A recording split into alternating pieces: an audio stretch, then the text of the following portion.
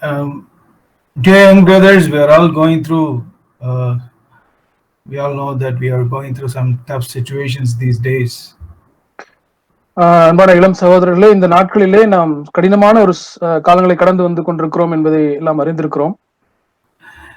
But I want to remind you one thing which the Lord spoke. ஆனால் ஒரு தேவன் பேசின ஒரு காரியத்தை உங்களுக்கு ஞாபகப்படுத்த நான் விரும்புகிறேன்.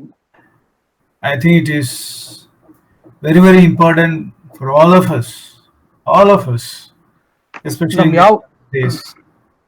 குறிப்பாக இந்த காலகட்டங்களிலே அந்த வார்த்தையானது நம் யாவருக்குமே அது மிக மிக முக்கியமானதா இருக்கிறது என்று நான் விசுவாசிக்கிறேன். So when the Lord was speaking about the last days, ஆண்டவர் கடைசி நாட்களை குறித்து பேசின பொழுது he repeated these words a few times. இந்த ஒரு குறிப்பிட்ட பதத்தை ஒரு சில தடவை ஆண்டவர் திரும்ப திரும்ப சொன்னார். Be on the alert. எச்சரிக்கையா இருங்கள், விழிப்பா இருங்கள் என்று சொன்னார். Be on guard. விழித்திருங்கள். He gave us that warning, when he spoke about his second coming. ஆண்டவர் தம்முடைய இரண்டாம் வருகை குறித்து பேசும் பொழுது இப்படிப்பட்ட பதத்தை ஆண்டவர் சொன்னார். So I want to today want to share something from Matthew 25. இன்றைக்கு நான் மத்தேயு 25ஆம் அதிகாரத்திலிருந்து நான் சில காரியங்களை பகிர்ந்து கொள்ள விரும்புகிறேன். Lord spoke about 10 virgins. ஆண்டவர் 10 கன்னிகைகளை குறித்து பேசினார். The parable of 10 virgins. இந்த 10 கன்னிகைகளை குறித்த அந்த உவமை. And at the end of it, verse 13, 25:13. அந்த உவமையினுடைய கடைசியிலே 25ஆம் அதிகாரம் 13வது வசனத்திலே he said, be on the alert then, for you do not know the day or the hour. மனுஷகுமாரன் வரும் நாளையாவது நாழிகையாவது நீங்கள் அறியாதிருக்கிறபடியால் விழித்திருங்கள். And more than ever, these warnings are, for us today. இந்த நாட்களிலே இந்த எச்சரிப்பு நமக்கு அதிகம் பொருந்துகிறதா இருக்கிறது. So I just want to, say something from what the Lord spoke to my heart from this passage. இந்த பகுதியிலிருந்து தேவன் என்னுடைய இதயத்துக்கு பேசின காரியங்களிலிருந்து உங்களுக்கு நான் பகிர்ந்து கொள்ள விரும்புகிறேன். So in verse 1 we read, the kingdom of heaven will be comparable to 10 virgins who took their lamps and went out to meet the bridegroom. ஒன்றாம் வசனத்திலே நாம் வாசிக்கிறோம், அப்பொழுது பரலோக ராஜ்யம் தங்கள் தீவட்டிகளை பிடித்துக்கொண்டு மணவாளனுக்கு எதிர்கொண்டு போக புறப்பட்ட 10 கன்னிகைகளுக்கு ஒப்பாயிருக்கும். Let me go through it. Let me read the whole passage. Maybe Joel can read it in Tamil so that many of us will understand that. From 1 to 13. அப்பொழுது பரலோக ராஜ்யம் தங்கள் தீவட்டிகளை பிடித்துக்கொண்டு மணவாளனுக்கு எதிர்கொண்டு போக புறப்பட்ட 10 கன்னிகைகளுக்கு ஒப்பாயிருக்கும். அவர்களில் 5 பேர் புத்தியுள்ளவர்களும் 5 பேர் புத்தி இல்லாதவர்களுமா இருந்தார்கள்.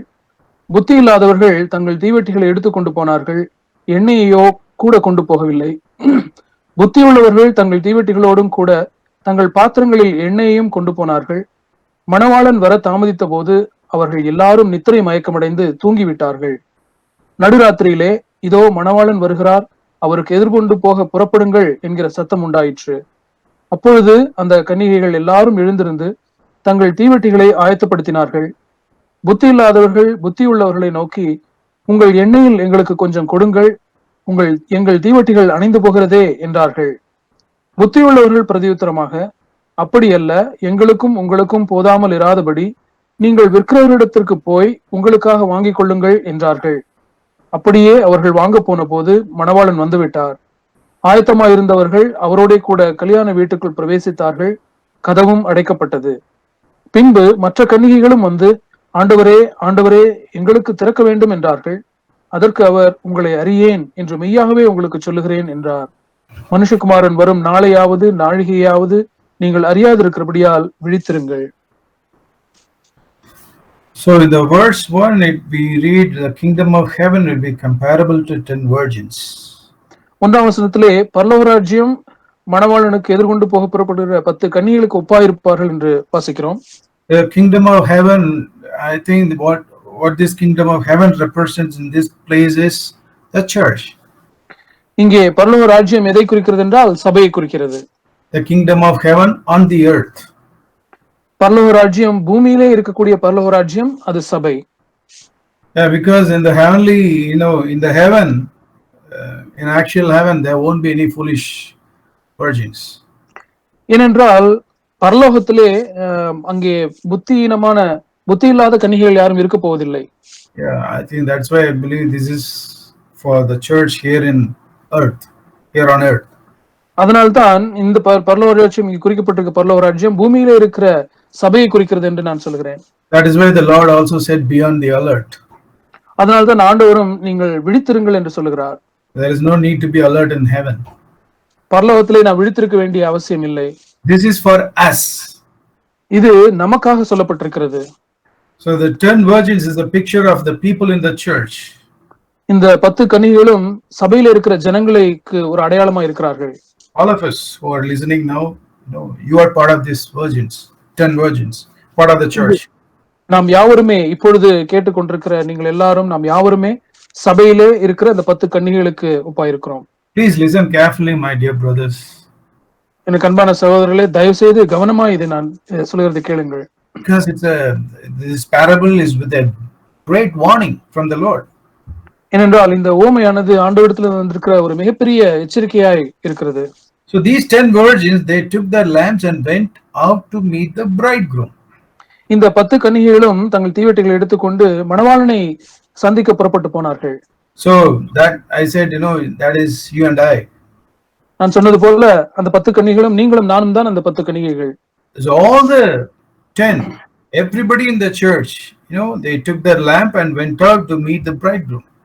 சபையில் இருக்கிற எல்லாரும் 10 கன்னிகைகளும் தங்களுடைய தீவெட்டிகளை எடுத்துக்கொண்டு மணவாளனுக்கு எதிர்கொண்டு போக புறப்பட்டு போனார்கள். So the lamp is the picture of the word of God. இந்த தீவெட்டி தேவனுடைய வார்த்தைக்கு அடையாளமா இருக்கிறது. We read that in Psalm 119, Psalm 119. அதை நாம் சங்கீதம் 119 வாசிக்கிறோம். Psalm 119 verse 105. சங்கீதம் 119 105. Your word is a lamp to my feet and a light to my path. உம்முடைய வசனம் என் கால்களுக்கு தீபமும் என் பாதைக்கு வெளிச்சமுமாய் இருக்கிறது. In Tamil, in one place it says Thivatti, and another place it says it's a lamp. ஒரு இடத்துல தமிழ்ல தீவட்டி என்பதுதான் தீபம் என்று இன்னொரு இடத்துல இருக்கிறது. Okay, but the thing is, the word is the lamp. அந்த தேவனுடைய வார்த்தை தான் அந்த தீவட்டி அந்த விளக்காய் இருக்கிறது. We all come to the church. நாம் எல்லாரும் சபைக்கு வருகிறோம். And we attend meetings and we listen to the word of God. நாம் கூட்டங்களை கலந்து கொள்கிறோம், தேவனுடைய வார்த்தையை நாம் கவனிக்கிறோம். And that is what it says. They took their lamps. That means they took the word of God preached in the church.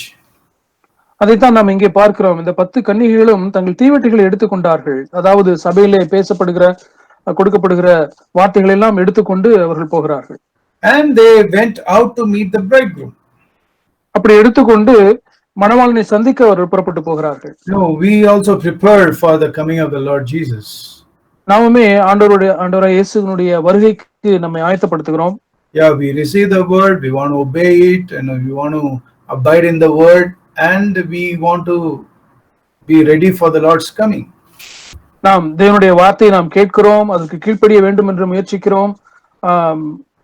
அதற்கு பற்றிக்கொண்டு நாம் இயேசுவை சந்திக்க நாம் ஆயத்தமாக நாம் முயற்சிக்கிறோம். But it says, see the next thing which the Lord said about the kingdom of heaven. அடுத்த வசனத்திலே இந்த பூமியிலே இருக்கக்கூடிய பரலோக ராஜ்யமாகிய அந்த சபை குறித்து ஆண்டவர் என்ன சொல்கிறார் என்பதை கவனியுங்கள். 50% of them are foolish and 50% of them are prudent. அவர்களில் 50% பேர் அவர்கள் புத்தி இல்லாதவர்களும் 50% புத்தி உள்ளவர்களுமா இருந்தார்கள். Everybody received the word and went out to meet the bridegroom. எல்லாருமே தேவனுடைய வார்த்தையை பெற்றுக்கொண்டு மணவாளனை சந்திக்க புறப்பட்டு போனார்கள். But The Lord that day said 50%. I don't know what is the percentage the Lord will say today if we see this group. ஆனால் அந்த நாளிலே 50% பேர் புத்தியுள்ளவர்களா இருந்தார்கள். ஆனால் இன்றைக்கு இந்த கூட்டத்தை ஆண்டவர் பார்ப்பார் என்றால் எத்தனை சதவீதமானவர்கள் புத்தி உள்ளவர்கள் என்று சொல்வாரோ என்று எனக்கு தெரியாது. Let us judge ourselves. நம்மை நாமே நாம் நியாயம் தீர்த்து பார்ப்போம். Let us examine ourselves. In which group I am in? நான் எந்த குழுவிலே நான் இருக்கிறேன் என்று நம்மை நாமே ஆராய்ந்து பார்ப்போம். That is what I want you to examine today. அதைத்தான் இன்றைக்கு நீங்கள் ஆராய்ந்து பார்க்க வேண்டும் என்று நான் விரும்புகிறேன். What is it that made the 5 wise and the 5 foolish?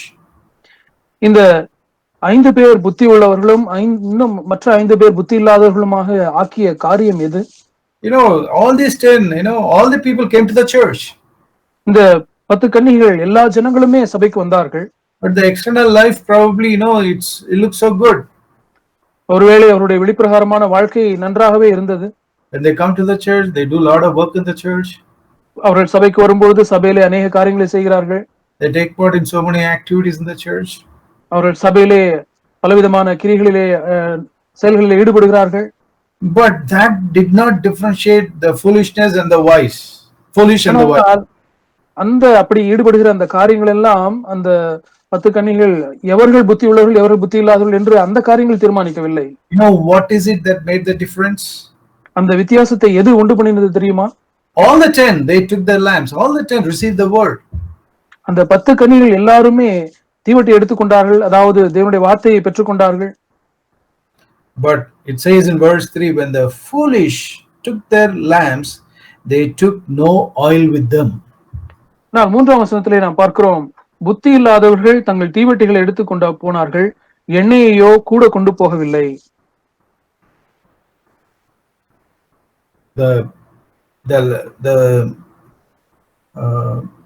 The lamp is the picture of the word that we receive in the church.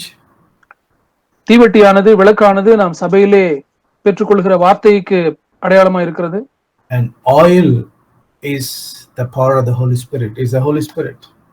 எண்ணெய் என்பது பரிசுத்த ஆவியானவருடைய வல்லமை, பரிசுத்த ஆவியானவரை தான் குறிக்கிறது.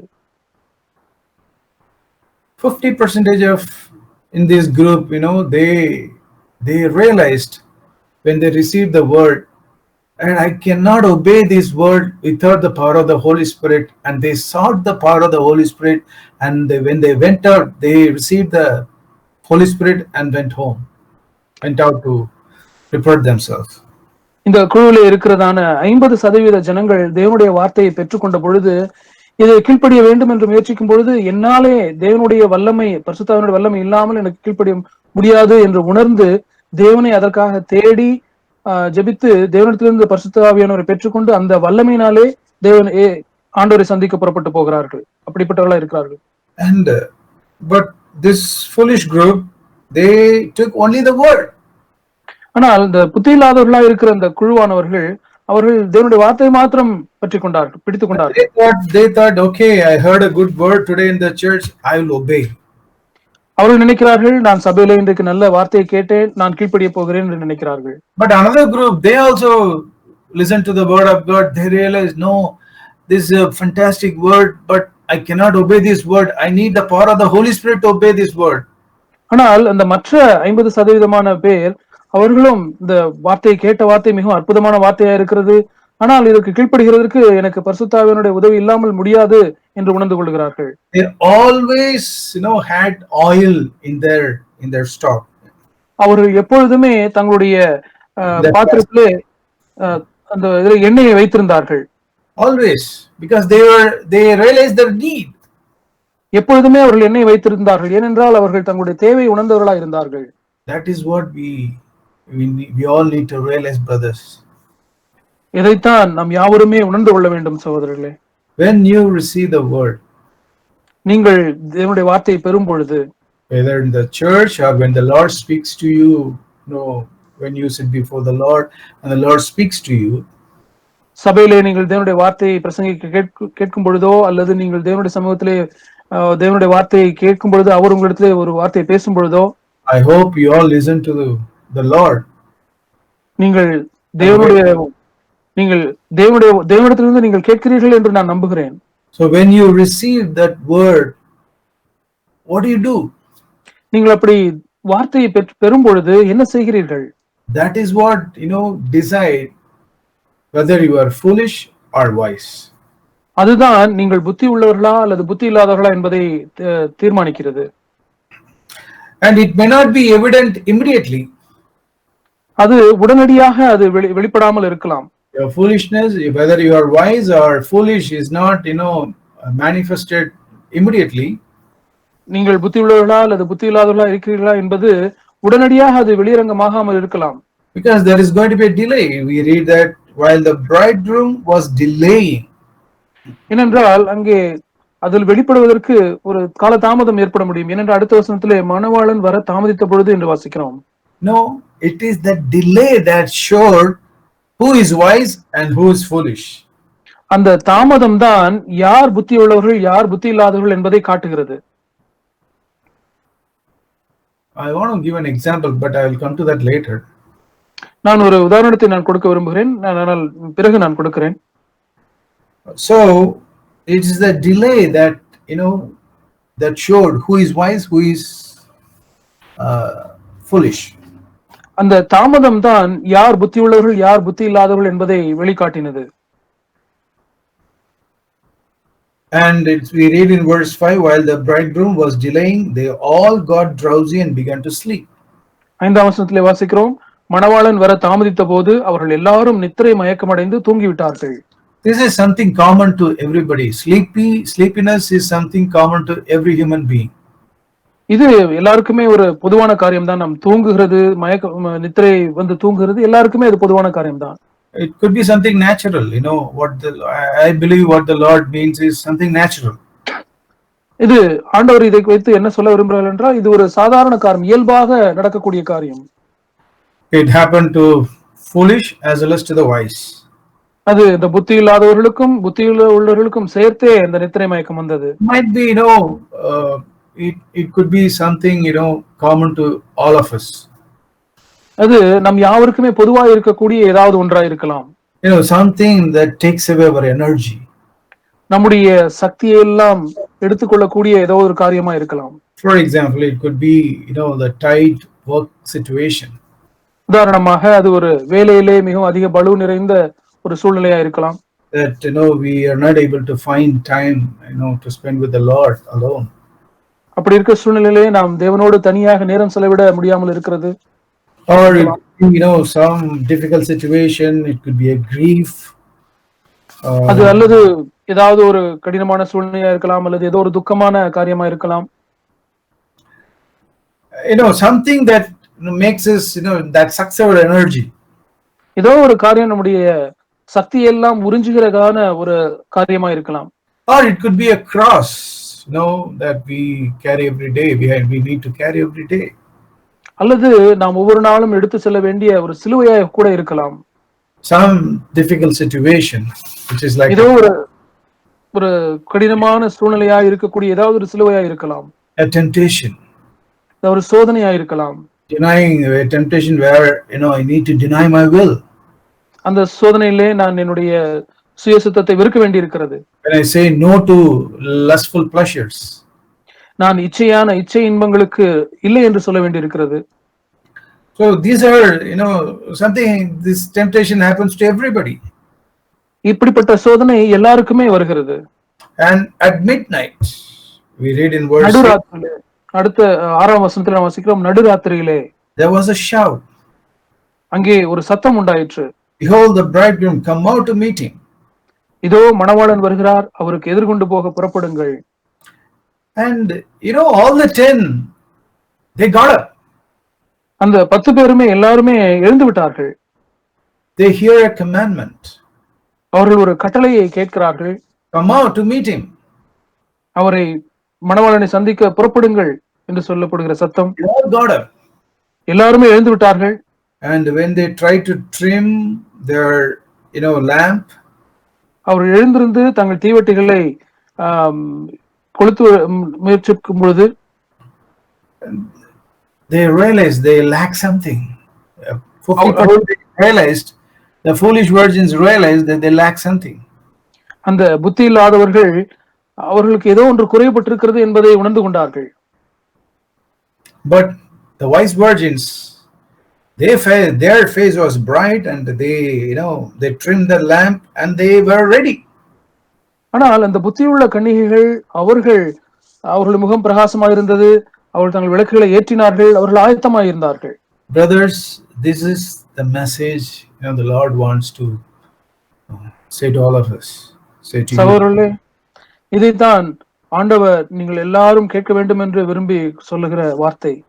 That you need the Holy Spirit dearly, badly these days. நீங்கள் இந்த நாட்களிலே பரிசுத்த ஆவியானவரை மிக அதிகமாக நீங்கள் தேவைப்படுகிறீர்கள். Otherwise you will not become ready. இல்லை என்றால் நீங்கள் ஆயத்தமாக முடியாது. See, the Lord gave the opportunities for all the 10 virgins to make stock of the oil in the flask. ஆண்டவர் அந்த 10 கன்னிகைகளுக்குமே தங்களுடைய பாத்திரங்களிலே எண்ணெயை சேகரித்துக் கொள்ளக்கூடிய சந்தர்ப்பத்தை கொடுத்திருந்தார். Equal opportunities. எல்லாருக்குமே சமமான வாய்ப்பு கொடுக்கப்பட்டிருந்தது. But only the 50% they had the stock of that oil. 50% they realized the need for the Holy Spirit. 50% இந்த பரிசுத்த ஆவியானவருடைய அபிஷேகத்தினுடைய தேவையை உணர்ந்து கொண்டார்கள். But as I told, all the 10 had the same privileges. நான் சொன்னது போல அந்த 10 பேருமே அவருக்கு சம வாய்ப்பு, சம ஸ்லாக்கியங்கள் கொடுக்கப்பட்டிருந்தது. Today also the same thing. God has given equal opportunities for all of us to receive the baptism of the Holy Spirit. இன்றைக்கும் அதேதான், எல்லாருக்குமே பரிசுத்த ஆவியானவருடைய அபிஷேகத்தை பெற்றுக்கொள்ளக்கூடிய வாய்ப்பை எல்லாருக்குமே சமமாக ஆண்டவர் கொடுத்திருக்கிறார். And it is that whether you receive it or don't receive it, whether you seek after that desperately or seek after that liturgically, that is what makes whether you are foolish or wise. நீங்கள் அந்த பரிசுத்த ஆவியானவருடைய அபிஷேகத்தை பெற்றுக்கொள்கிறீர்களா இல்லையா, அந்த பரிசுத்த ஆவியானவருடைய அபிஷேகத்தை மிக தீராத வாஞ்சையோடு தேடுகிறீர்களா அல்லது ஏனோதானம் என்று தேடுகிறீர்களா என்பதுதான் நீங்கள் புத்தி உள்ளவர்களா அல்லது புத்தி இல்லாதவர்களா என்பதை தீர்மானிக்கிறது. The foolish one, they did not realize the need for it when they received the word. அந்த புத்தி இல்லாத கன்னிகைகள் தேவனுடைய வார்த்தை பெற்ற பொழுது பரிசுத்த ஆவியானவருடைய அபிஷேகத்தினுடைய தேவையை உணராதிருந்தார்கள். But when they realized that need for that oil, அவர்கள் எண்ணெயினுடைய தேவையை உணர்ந்த பொழுது it was too late. அந்த புத்தி இல்லாதவர்களுக்கு அது மிகவும் காலம் சென்று விட்டது, காலம் கடந்து விட்டது. I think that is the warning the Lord is trying to tell through this parable. அதுதான் இந்த உவமையின் மூலமாக ஆண்டவர் நமக்கு கொடுக்கக்கூடிய எச்சரிப்பு என்று நான் நினைக்கிறேன். They realized very lately, these people, they received something when they received the word, but I did not receive. இந்த புத்தி இல்லாத கன்னிகைகள் புத்தியுள்ள கன்னிகளை பார்த்து காலதாமதமாக ஒன்றை உணர்ந்து கொண்டார்கள். என்னவென்றால், இவர்கள் தேவனுடைய வார்த்தையை பெற்ற பொழுது ஏதோ ஒன்றை அவர்கள் பெற்றுக்கொண்டார்கள், எண்ணெயை பெற்றுக்கொண்டார்கள், பரிசுத்த ஆவியை பெற்றுக்கொண்டார்கள் என்று உணர்ந்து கொண்டார்கள். So they realized they also need to have that oil. அவர்களுக்கும் அந்த எண்ணெய் தேவை என்று அப்பொழுது உணர்வடைந்தார்கள். But they did not have time. ஆனால் அவர்களுக்கு நேரம் இல்லாமல் இருந்தது. They could not go out. It was midnight. அவர்களால் வெளியே சென்று வாங்க முடியவில்லை, அது நடுராத்திரியா இருந்தது. That means it was the time, the time is over. They could not buy the oil. அதனுடைய அர்த்தம் என்னவென்றால், அது நேரம் கடந்து விட்டது, அவர்களால் எண்ணெய் வாங்க முடியாத நிலைமை ஏற்பட்டு விட்டது. Probably they might have thought, okay, let me stock the oil next week. ஒருவேளை இவர்கள் இப்படி நினைத்திருந்திருக்கலாம், நான் அடுத்த வாரம் எண்ணெய் நான் சேகரித்துக் கொள்ளட்டும் என்று நினைத்திருந்திருக்கலாம். And let me and when the next week comes, they would have thought, okay, let me buy the oil next week. அது அடுத்த வாரம் வரும்போது பரவாயில்லை, அடுத்த வாரம் நான் வாங்கிக் கொள்ளட்டும் என்று நினைத்திருக்கலாம். I think some of you also have the same attitude. நான் நினைக்கிறேன் உங்களில் ஒரு சிலர் கூட அப்படிப்பட்ட மனப்பான்மை கொண்டிருக்கிறீர்கள். Or even many of them. அல்லது ஒருவேளை உங்களில் அனைவர் அப்படி இருக்கலாம். Okay, you heard a word, okay, let me seek the Lord for the baptism of the Holy Spirit next week. நீங்கள் வார்த்தையை கேட்கிறீர்கள். நீங்கள் ஒருவேளை இப்படி சொல்லலாம், பரவாயில்லை, நான் அடுத்த வாரம் தேவன் பரிசுத்த ஆவியானுடைய வல்லமைக்காக நான் தேடட்டும் என்று சொல்லலாம். Let me go to the next meeting, then I will seek the power of the Holy Spirit. ஒருவேளை அடுத்த கூட்டம் போகும்பொழுது நான் பரிசுத்த ஆவியானுடைய வல்லமை நான் தேடட்டும் என்று சொல்லலாம். Brothers, how many meetings you have crossed? How many meetings you overlooked? சகோதரர்களே, இப்படி எத்தனை கூட்டங்களை நீங்கள் கடந்து சென்றிருக்கிறீர்கள், எத்தனை பாராமுகமாய் சென்றிருந்திருக்கிறீர்கள். Please examine yourselves. தயவு செய்து உங்களை நீங்களே ஆராய்ந்து பாருங்கள். These people finally they thought they can get it from their friends. இந்த புத்தி இல்லாதவர்கள் இப்படி நினைத்தார்கள், தங்களுடைய தோழிகளிடமிருந்து பெற்றுக்கொள்ளலாம், கொஞ்சம் கடன் வாங்கிக் கொள்ளலாம் என்று இவர்கள் நினைத்தார்கள். That is impossible. அது கூடாத காரியம். You cannot receive the anointing of another from them. நீங்கள் மற்றவர்கள் மீது இருக்கிறதான அந்த அபிஷேகத்தை நீங்கள் பெற்றுக்கொள்ள முடியாது. Brother Zach, he cannot give his fullness of the Spirit to any of us. சகோதரர் ஜாக் அவர்கள் அவருக்கு கிடைக்கப்பெற்ற அந்த அபிஷேகத்தை நம்மில் ஒவ்வொருவருக்கும் கூட யாருக்கும் கூட அவரால் பகிர்ந்து கொடுக்க முடியாது. No, nobody can give you unless you seek the Lord and receive it. நீங்கள் தேவனை தேடி பெற்றுக்கொள்ளாத பட்சத்தில் வேறு யாரும் உங்களுக்கு அபிஷேகத்தை கொடுக்க முடியாது. Prudence said, to their face, no, I cannot give. அந்த புத்தியுள்ள கன்னிகைகள் அவர்கள் முகத்துக்கு நேராக சொல்லிவிட்டார்கள், எங்களால் உங்களுக்கு கொடுக்க முடியாது என்று. That day when nobody can help you. சகோதரர்களே, அந்த நாட்களிலே யாருமே உங்களுக்கு உதவி செய்ய முடியாது. Today you have the time. இன்றைக்கு உங்களுக்கு நேரம் இருக்கிறது. Oh, you please take care of that. ஆகவே தயவு செய்து அதை நீங்கள் கவனத்தில் கொள்ளுங்கள். Seek the power of the Holy Spirit desperately. மிகவும் நிர்பாக்கியமா, மிகவும் தீராத வாஞ்சியோடு இந்த பரிசுத்த ஆவியானுடைய அபிஷேகத்தை தேடுங்கள். In verse 10 we read, while they were going away to make the purchase, the bridegroom came. நாம் 10ஆம் வசனத்திலே வாசிக்கிறோம், அப்படியே அவர்கள் வாங்க போன போது மணவாளன் வந்து விட்டார். I believe they never got the oil. அவர்களுக்கு ஒருபோதும் எண்ணெயே அவர்கள் பெறவில்லை என்றுதான் நான் விசுவாசிக்கிறேன். Because Bible doesn't say so. வேதம் அப்படி ஒன்றும் சொல்லவில்லை. Probably they went here and there the whole night and they did not receive, they did not buy that oil, and probably early morning when it has already dawned, they came to the room probably. அவர்கள் வெளியிலே சென்று நடுராத்திரிலே சென்று அங்கும் இங்கும் அலைந்து தேடி விசாரித்திருக்கிறார்கள், ஒன்றும் கிடைக்கவில்லை. ஒருவேளை அவர்கள் திரும்பி வரும் பொழுது விடியல் ஆகிவிட்டது, அது மிகவும் காலதாமதமாகிவிட்டது. And the bridegroom has already come and he took the wise virgins with him. மணவாளன் வந்து விட்டார், அந்த புத்தியுள்ள கன்னிகைகளை தன்னோடு அழைத்து சென்று விட்டார். Only 5 went with the bridegroom. 5 பேர் மாத்திரமே மணவாளனோடு சென்றார்கள். Brother, will you be with the bridegroom if he comes?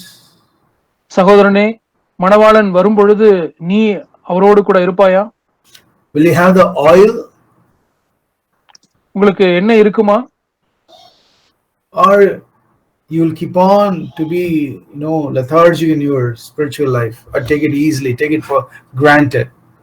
அல்லது உங்களுடைய ஆவிக்குரிய வாழ்க்கையை ஏனோ தானோ என்று வாழ்ந்து கொண்டு சர்வசாதாரணமாக எடுத்துக்கொண்டு இருப்பீர்களா?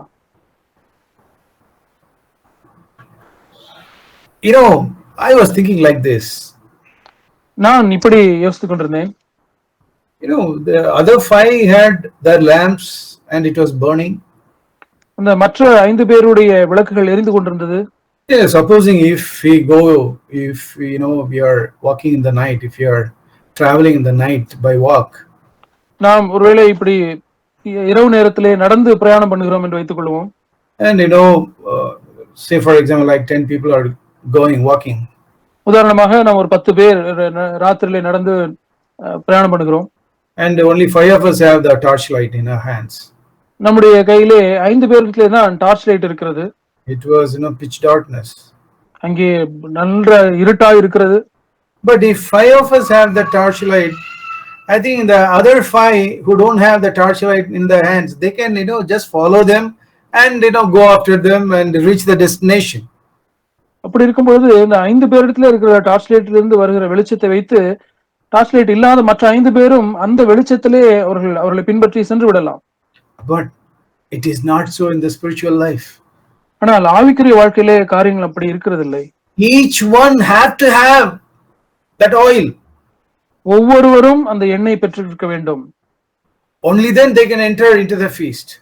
அப்பொழுது மாத்திரமே அவர்கள் அந்த பந்திக்கு செல்லும் கல்யாண விருந்துக்கு செல்ல முடியும். Only then, they can meet the bridegroom, so that he will take them into the feast. அப்பொழுது மாத்திரமே அவர்கள் மணவாளனோடு சேர முடியும், அந்த கல்யாண விருந்திலே அவர்களால் பங்கு கொள்ள முடியும். So brothers, please seek the Lord for the baptism of the Holy Spirit. ஆகவே சகோதரர்களே, தயவு செய்து பரிசுத்த ஆவியானவருடைய அபிஷேகத்தை தேடுங்கள்.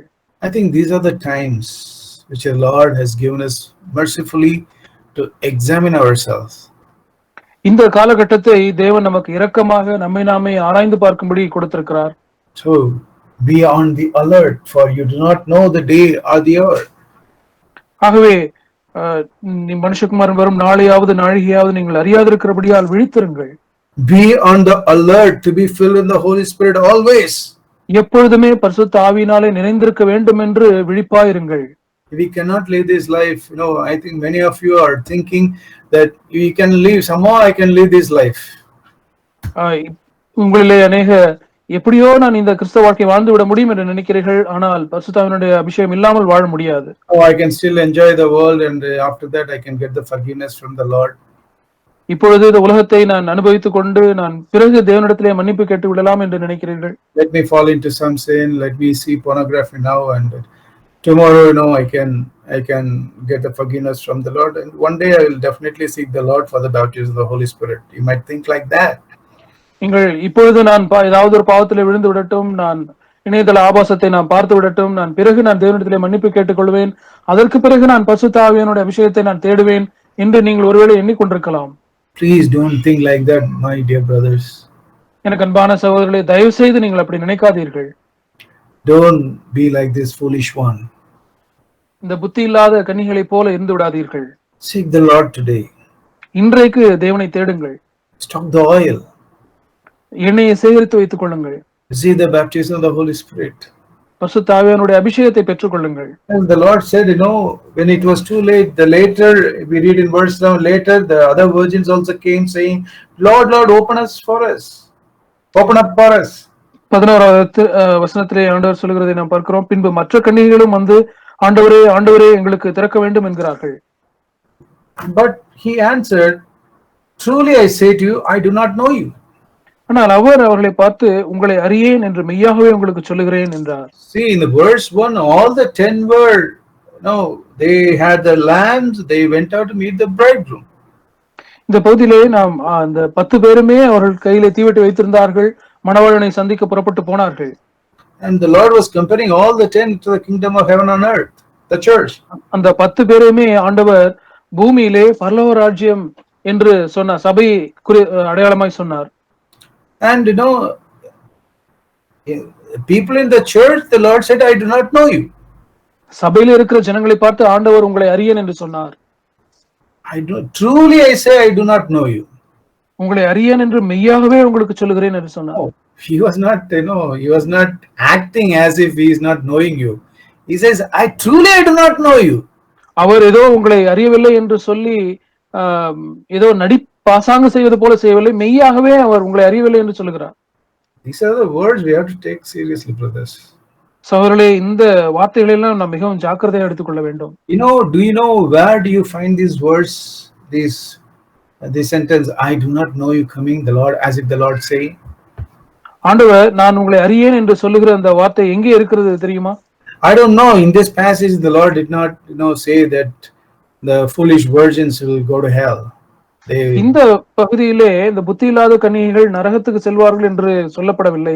But when you meditate on these verses, ஆனால் இந்த வசனங்களை wherever this phrase I do not know you comes in the scriptures, வேதத்திலே எங்கெல்லாம் இந்த நான் உங்களை அறியேன் என்று சொல்லுகிற இந்த வாக்கியம் வருகிறதோ அவைகள் எல்லாம் நீங்கள் தியானித்து பார்ப்பீர்கள் என்றால்,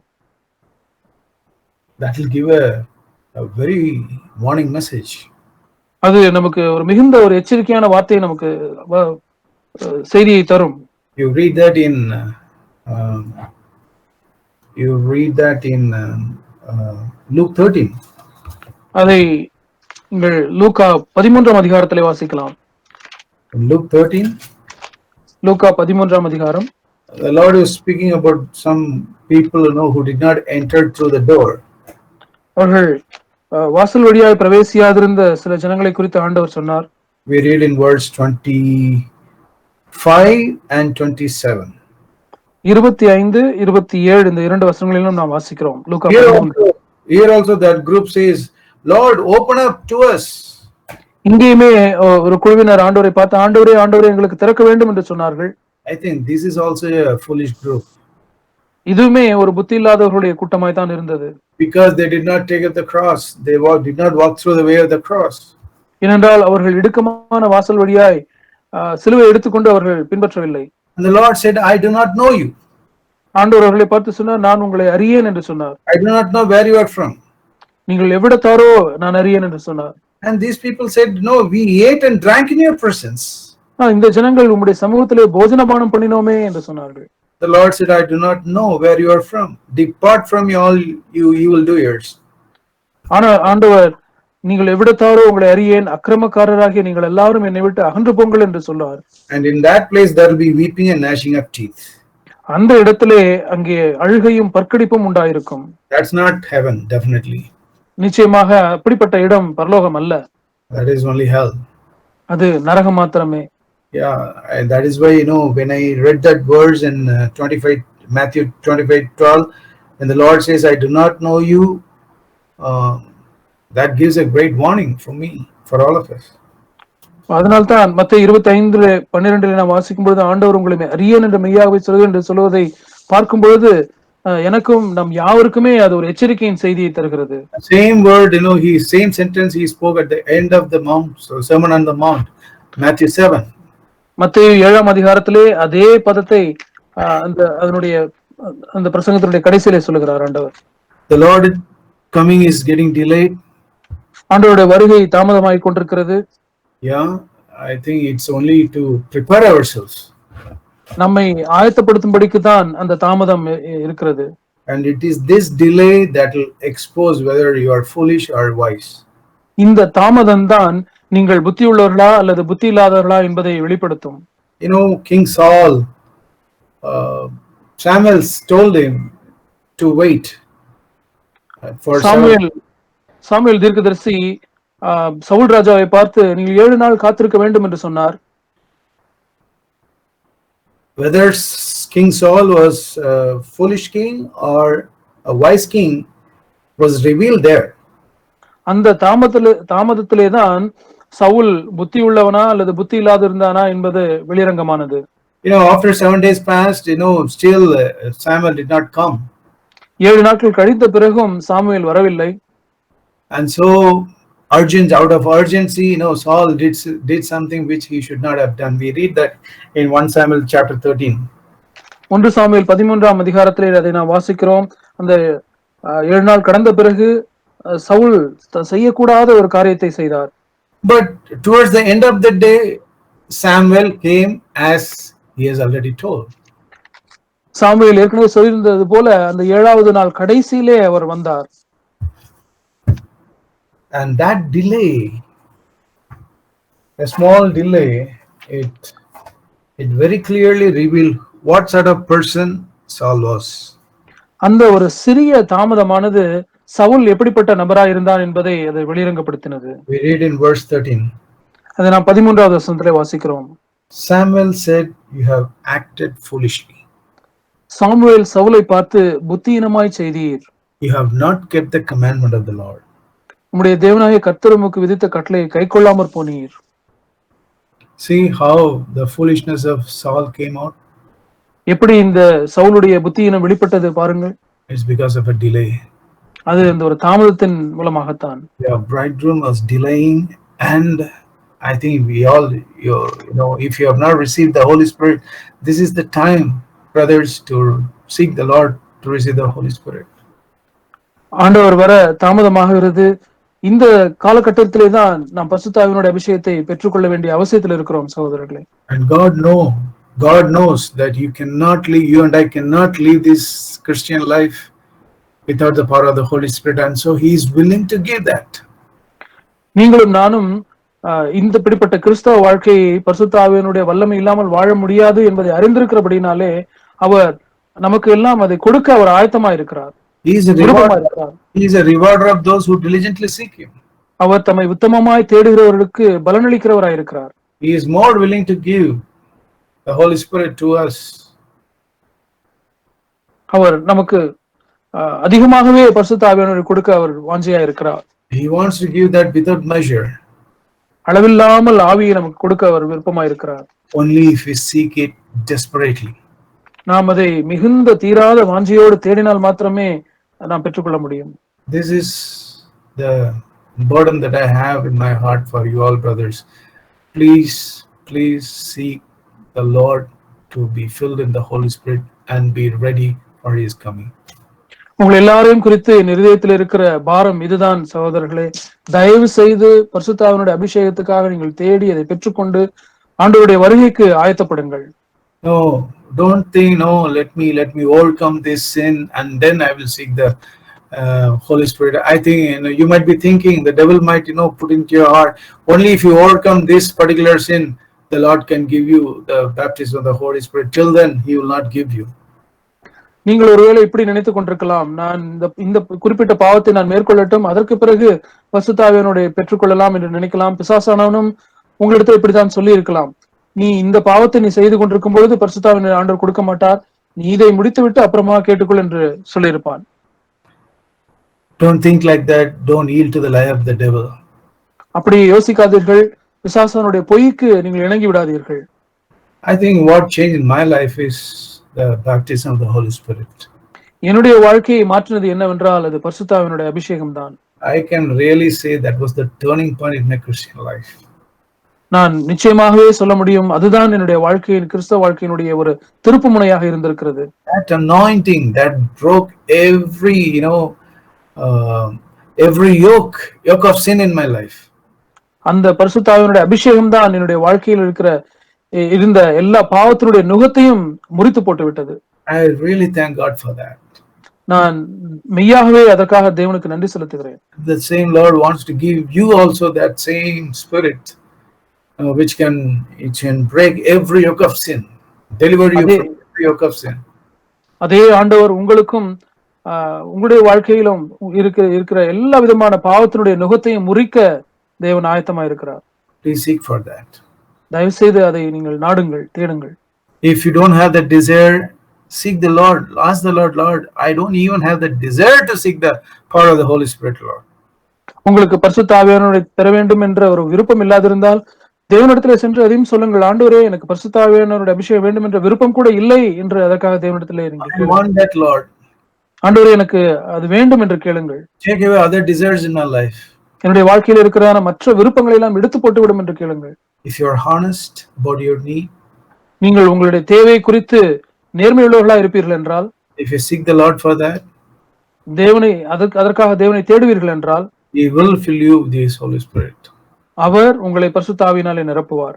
And then you can be ready for His coming. அப்பொழுது நீங்கள் அவருடைய வருகைக்கு ஆயத்தமா இருக்க முடியும். We all can meet the bridegroom happily. நாம் யாரும் மணவாளனை சந்தோஷமாக சந்திக்க முடியும். And we can enter into the feast. அப்பொழுது அவருடைய இந்த கல்யாண விருந்துக்கு நாம் விருந்திலே பங்கு கொள்ள முடியும். You can enter as a bride. நாம் ஒரு மணவாட்டியாக நாம் பிரவேசிக்க முடியும். Let us pray. நாம் ஜெபிக்கலாம். Father, we thank you for all the provisions that you have given us in this Christian life. ஆண்டவரே, எங்களுடைய கிறிஸ்தவ வாழ்க்கையிலே நீர் கொடுத்திருக்கிற எல்லா ஸ்லாக்கியங்களுக்காக உமக்கு நன்றி ஆண்டவரே. I pray for these dear brothers, young brothers. அன்பான இந்த இளம் சகோதரர்களுக்காக நான் ஜெபிக்கிறேன். Lord, they are facing many temptations these days. ஆண்டவரே, அவர்கள் இந்த நாட்களிலே அநேக சோதனைகளை சந்திக்கிறார்கள். Even the temptations, Lord, I did not face, they are facing in this period of time. இந்த காலகட்டத்திலே நான் சந்தித்திராத காரியங்களை எல்லாம் அவர்கள் சோதனைகள் எல்லாம் சந்திக்கிறார்கள். When I was like them, the temptations they are facing, I didn't face, Lord. ஆண்டவரே, நான் அவர்களைப் போல வாலிபனாக இருந்த பொழுது நான் சந்தித்திராத அப்படிப்பட்ட காரியங்களை எல்லாம் இவர்கள் இப்பொழுது எதிர்கொள்கிறார்கள் ஆண்டவரே. But your grace, the power of the Holy Spirit is sufficient for any day, Lord. ஆண்டவரே, எந்த சூழ்நிலையிலும் ஆண்டவரே உம்முடைய கிருபையானது, உம்முடைய பரிசுத்தத்தினுடைய வல்லமையானது போதுமானதாக இருக்கிறது ஆண்டவரே. Pray, Lord, that you will give them the desire to be filled in the Holy Spirit. பரிசுத்த ஆவியினாலே நிரப்பப்பட வேண்டும் என்ற வாஞ்சையை நீர் அவர்களுக்கு தர வேண்டும் என்று விரும்புகிறேன் ஆண்டவரே. Lord, give them a heart to seek desperately for that. ஆண்டவரே, மிகவும் தீராத வாஞ்சையோடு அந்த அபிஷேகத்தை தேட அவர்களுக்கு நீ அந்த வாஞ்சை நீ தாரும் ஆண்டவரே. Every one of them will have oil in that flask always. ஆண்டவரே, தங்களுடைய பாத்திரங்களிலே அவர்கள் ஒவ்வொருவரும் எப்பொழுதுமே எண்ணெய் உள்ளவர்களா இருக்கட்டும் ஆண்டவரே. And be ready for your coming, Lord. அப்படி இருந்து உம்முடைய வருகைக்கு அவர்கள் ஆயத்தமா இருக்கட்டும். We pray in Jesus' name. இயேசு நாமத்தில் ஜெபிக்கிறோம் பிதாவே. Amen. ஆமென்.